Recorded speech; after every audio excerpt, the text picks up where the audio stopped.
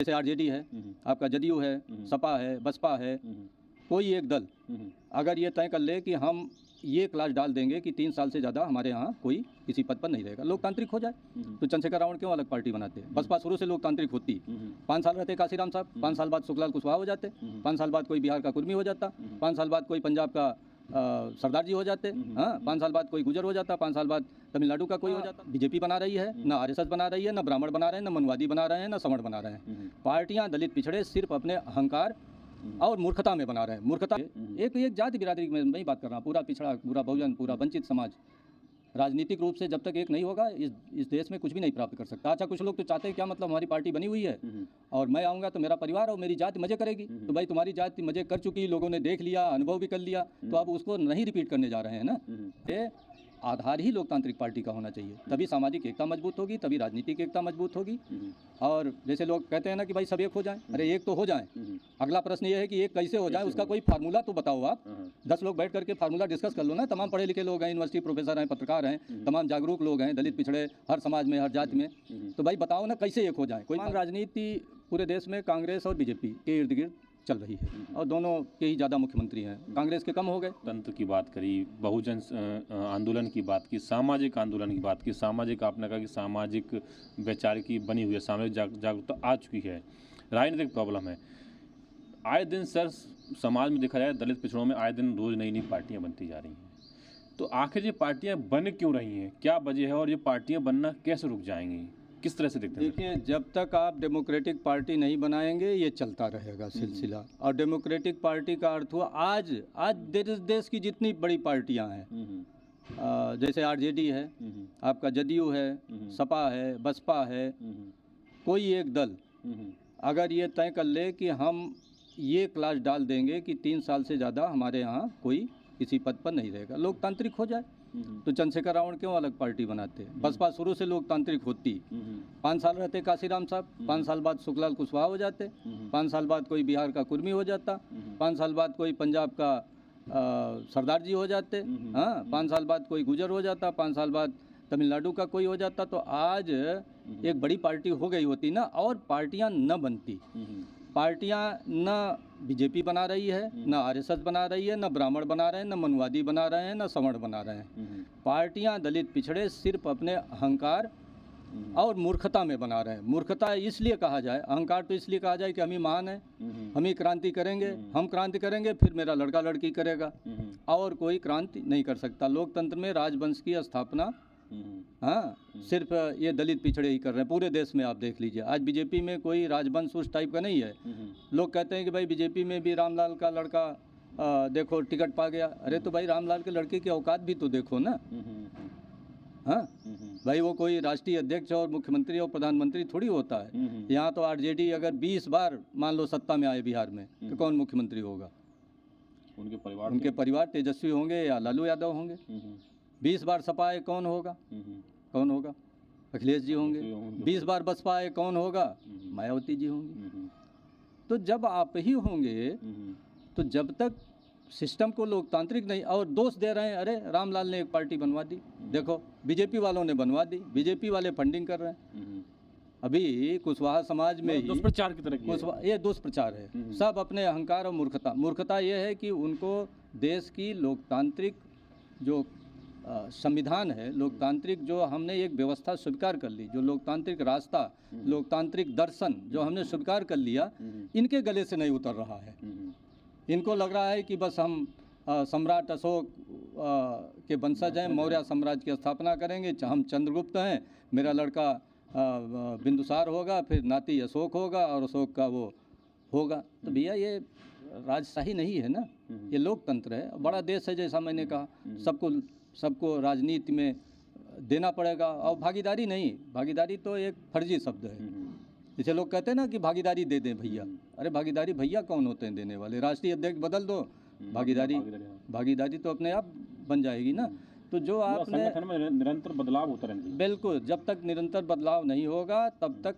अच्छा, आप ये बताओ, कुशवाहा समाज की बात कर लो, पहले राष्ट्रीय समानता दल बना, तो क्या ब्राह्मणों ने बनवा दिया महान दल? इस प्रश्न का कोई जवाब दे दे भाई। राष्ट्रीय समानता दल का नेता कहेगा कि आरएसएस ने और बीजेपी ने, ब्राह्मणों ने महान दल बनवा दिया। अब महान दल बना तो माननीय बाबू सिंह जी ने एक पार्टी बना ली। अब दोनों मिलकर कहेंगे ये आरएसएस ने बनवा दिया, ठीक। अब 3 दल बन गए। अब तीनों दल मिलकर के मान लो स्वामी प्रसाद दल बना रहे हैं, कहेंगे ये बीजेपी ने खड़ा कर दिया। तो ये फालतू बातें हैं कि नहीं है?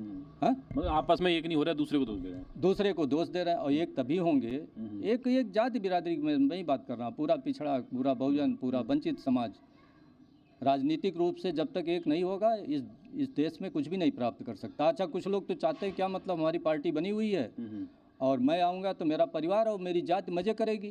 तो भाई तुम्हारी जाति मज़े कर चुकी, लोगों ने देख लिया, अनुभव भी कर लिया, तो अब उसको नहीं रिपीट करने जा रहे हैं ना। हाँ, वर्तमान राजनीति तो सर किस तरह से देखते हैं? वर्तमान में जो दलित पिछड़ों की राजनीति हो रही है उसका क्या भविष्य देखते हैं सर आप? देखिए, वर्तमान राजनीति पूरे देश में कांग्रेस और बीजेपी के इर्द गिर्द चल रही है और दोनों के ही ज़्यादा मुख्यमंत्री हैं। कांग्रेस के कम हो गए, लेकिन इस देश के सामंतों को, पूंजीपतियों को, समर जातियों को कोई फ़र्क नहीं पड़ता। भाई ए टीम बी टीम उनकी है, तो चाहे वो आए सत्ता में चाहे वो आए सत्ता में, उनको क्या फ़र्क पड़ता है।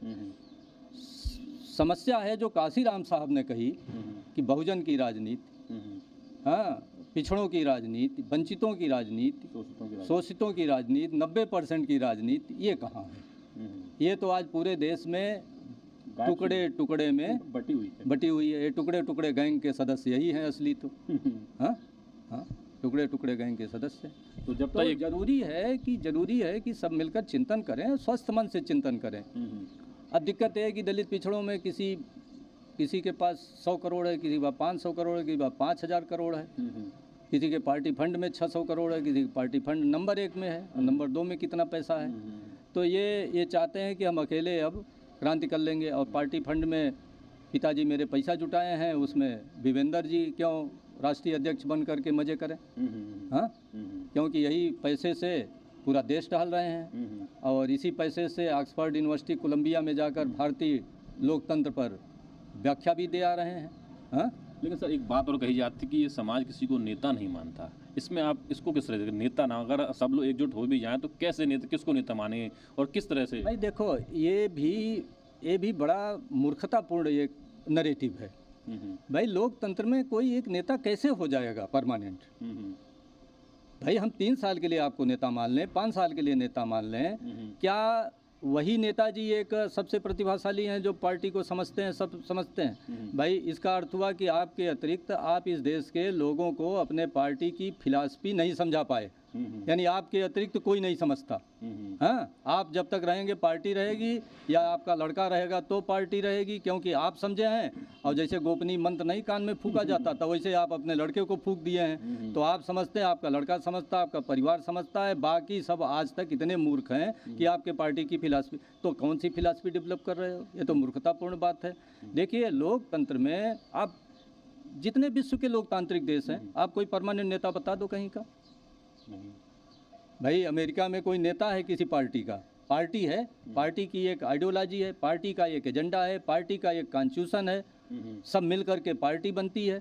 आप कहना चाह रहे हैं पार्टी को सर्वोपरि मानना पड़ेगा? पार्टी ही नेता है, सामूहिक नेतृत्व ही नेता है, पार्टी की विचारधारा ही नेता है, पार्टी का संगठन ही नेता है।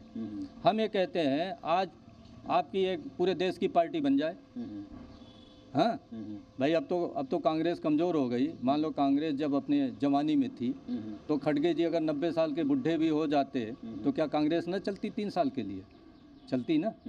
हाँ, तो पार्टी में नेतृत्व कौन एक समय में कर रहा है ये महत्वपूर्ण नहीं है। पार्टी का पूरा एक संगठन होता है, सामूहिक लोकतंत्र में सामूहिक नेतृत्व होता है, सामूहिक निर्णय होता है।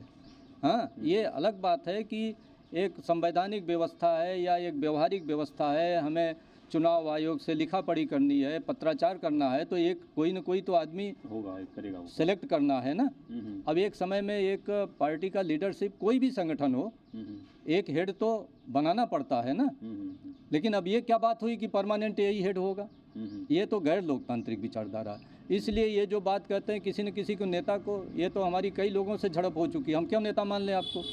और कितने दिन के लिए मान लें? इस प्रश्न का भी जवाब दे दो भाई। आपको नेता कितने दिन के लिए मान लें?